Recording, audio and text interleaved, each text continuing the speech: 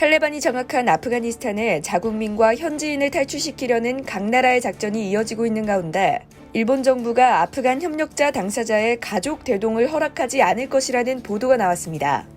26일 도쿄신문은 아프가니스탄 철수 대상에 일본의 민간 비영리단체의 아프간 직원이 포함되지만 이들의 가족은 인정되지 않는다고 관계자의 말을 인용해 보도했습니다.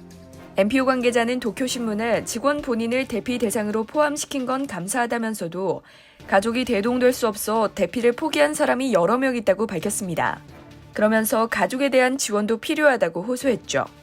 미군이 아프간에서 철수하기로 되어 있는 31일까지는 대피 작전을 마무리해야 하는 상황 속에서 일본은 아직까지 자국민을 포함해 단 한 명도 대피시키지 못한 것으로 알려졌는데요. 26일 일본 NHK 방송 아사히 신문 등에 따르면 지난 23일 파견된 자위대의 C2 수송기가 전날 밤 아프가니스탄 카불 국제공항에 도착했습니다. 하지만 공항에 도착한 대피 희망자가 아무도 없어 대피 작업이 이루어지지 않았다고 정부 관계자를 인용해 아사히는 전했는데요. 일본 정부는 지난 23일 오후 자국민과 현지인을 대피시킬 C2 수송기 한 대를 카불에 파견했고 24일에는 C-130 수송기 2대를 파키스탄 수도 이슬라마바드로 파견했습니다. 자위대는 앞서 약 500명을 이번 주 내로 아프가니스탄에서 파키스탄으로 대피시킬 계획이었는데요. 아프가니스탄 주재 일본 대사관 및 일본 국제협력기구의 현지인 직원과 국제기구에서 일하는 일본인이 이번 작전의 대상입니다. 아사히에 따르면 이들 중 일본인은 극소수이며 대부분이 아프가니스탄인인데요.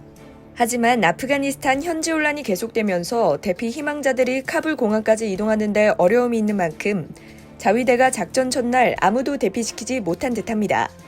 탈레반 대변인은 26일 공개된 일본 방송 매체 FNN과의 인터뷰에서 일본과 우호적 관계를 맺고 싶다며 일본인의 아프간 대피를 원하지 않는다. 자위대는 철수해달라고 밝히기도 했습니다.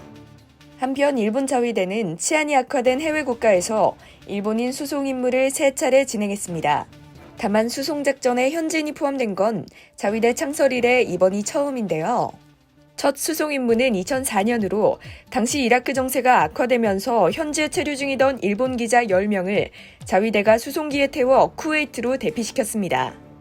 이어 2013년 알제리, 2016년 방글라데시에서 각각 인질 사건과 습격 사건이 발생했을 때 현지에 있던 일본인들을 이웃 국가로 수송했죠. 당시 수송 임무 대상에는 일본인만 포함됐으며 현지인들은 제외됐습니다. 이상 여의도튜브였습니다.